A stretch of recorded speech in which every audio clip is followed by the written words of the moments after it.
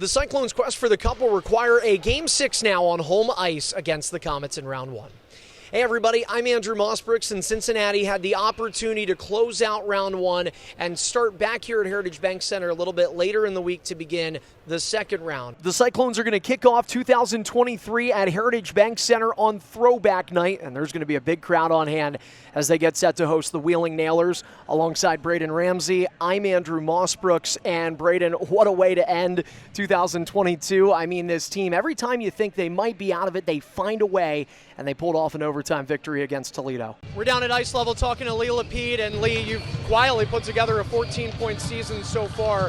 What's allowing you to make the most of these opportunities?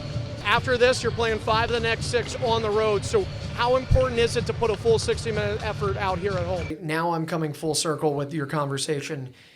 You're a 9 or 10-year-old kid getting pulled for the first time, throwing a temper tantrum on the bench. You're a 23-year-old getting thrown in because a guy's dehydrated and cramping in a game that you weren't even there for the start of. Emotionally, how difficult is that? If Cincy gets a point in this game, that will make it points in 11 straight, the first time they will have done that in a decade, last doing so in January of 2013. The puck drop is set for 7:30. Doors open at 6:30 tonight, and it is a puck chop pillow giveaway. The first 3,000 fans that come through the doors will get this puck chop pillow, courtesy of our friends at Dragonfly Foundation. A big announcement for the fans coming up sooner than later. That will be the announcement and unveiling of the Cyclones' 2023-2024 ECHL regular season schedule. Until then, everybody, make sure you stay tuned on all social media platforms to keep up with everything about your Clones. I'm Andrew Mossbrooks. It's been an awesome season, everyone. 5, toe drag, breakaway, backhander, and he scores! Here come the Bears! Over, and the Cyclones are set up, and out over the shot, he scores! Power play goal, and the Cyclones up 2-1. Gloves are trying to be taken off, and it's Sean Allen. Is he able to free them? He continues to go at Adrian Baroldo, and the gloves are down, and the fists are flying, and the linesmen are breaking it up as Baroldo eats a sandwich of hooks from Sean Allen. 10 seconds and 5-on-3. Andrusiak calls for it. Shot out in front. How did it not go through? Now it's back out in front. Andrusiak looking, shooting, and scoring! And he does it on a 5-on-3. The Cyclones are on the board, and they're within 2. Heritage Bank Center. Cyclones fans. Alvaro Caparuso. Puck is down. Comets win the draw. We are underway. Welcome to the 52nd ever Game 7 in the ECHL. And it starts with Alvaro getting it out in front of shot. Cooper right off the hop, and Beck Warm bails the Cyclones out just 13 seconds in. That close to making it 1-0. That would have been disastrous to say the least. And off of yesterday, that's the last thing you wanted to see there. But again, Beck Warm rising to the occasion, making the snag with really right in his lap. We've seen both these goaltenders play so good. It may very well come down to them. Who is going to outperform the other? As Fort Wayne wins a draw. And Cooper again takes a shot. This time it misses. Fort Wayne in their road whites for Game 7. It's home black and red for Cincinnati. Comets in the attacking zone right now. They have it moving right to left. And it'll be Cincinnati going left to right as the Clones touch up. And Vibe gets a puck to his skates. Out for Caparuso, in over the line. He finds Barry, and that one is poked. And now Cooper has it. And ahead, he's got Alvaro. Numbers for the Comets. Alvaro is shot, and Warm able to make the save. As Barry and Johnson come together at the end wall, make it 2 quality saves for Warm, and we're just 42 seconds in. Well, you know Fort Wayne's going to keep putting pucks on net. They led the ECHL during the regular season, and as you heard Coach Payne say, it's been an just abominable amount of shots that Beck Warm has faced so far. Cyclones got to weather this early storm. Fort Wayne coming out with the fire, trying to continue it from yesterday. But you can grind through that, create some opportunities yourself, and you'll see that dawn.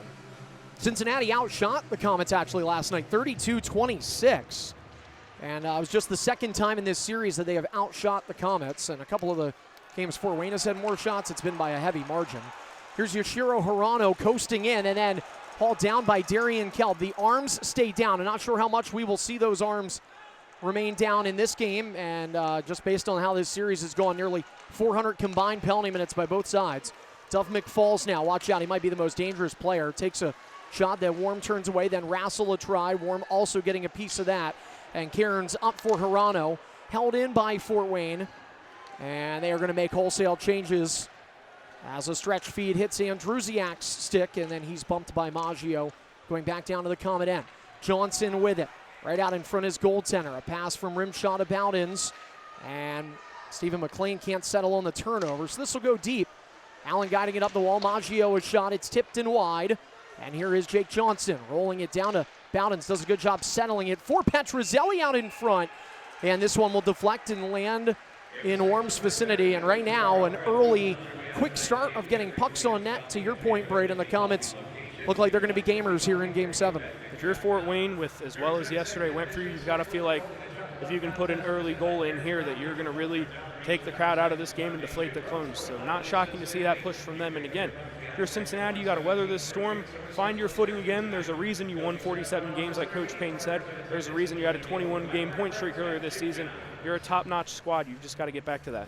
Comets have scored in the first 5 minutes of a game 3 times in this series already, including last night as Johnson clubbed it toward Petrozelli. He was the guy that did it last night. Shorthanded, just 4:12 in. Served as the game winner. And what was the 6-0 outcome? As Bowdens will sail one back. Heads off for a line change. Matt Bowdens, one of 7 skaters who were with the Comets on this day 1 year ago. Fort Wayne 2-2 game against Wheeling in their building. It went to overtime, and the Nailers pulled it out, eliminating Fort Wayne in front of their home fans. And Berzan now tosses it back down into the Comet zone. And, of course, it was a year ago today that Cincinnati tried to play the role of what Fort Wayne is doing here on the road, looking to win a Game 7 and play spoiler against the first-place team in the division. And they came close. They were down 3-0 at one point in a game against Toledo, and then got 2 goals to make it a 1-goal game. As Fancy will make his first save of the night. Matt Barry takes a shot from out of the blue line and then Vive toward the net. Gets pushed around a little by Johnson. Got to wonder how much will happen before and after whistles as opposed to in between. We saw 98 penalty minutes last night, and 86 of them came in the third alone. Discipline and special teams have been the deciding factors in these games. You mentioned the Cyclones' proficiency in that area when they won 3 games. Fort Wayne striking 3 times last night, a couple power play goals, and that shorthanded one like you mentioned. If there's anything you can take away from the first 40 to 45 minutes of last night, it's the discipline from Cincinnati. They only committed 1 penalty through those first 40 minutes, and then obviously once the game got stretched out a little bit late, there were a lot more extracurriculars in which they got involved. But you've got to carry that discipline forward, and again, let Fort Wayne sit in the box and take advantage on that power play. Face-off yanked free by Fort Wayne. And Sean Boudria hands it to Duff McFalls, who is nailed into the wall by Matt Barry, who now steals and ladles it back in. Fancy, well, he gets a lot of that puck. Chips it up to Boudria.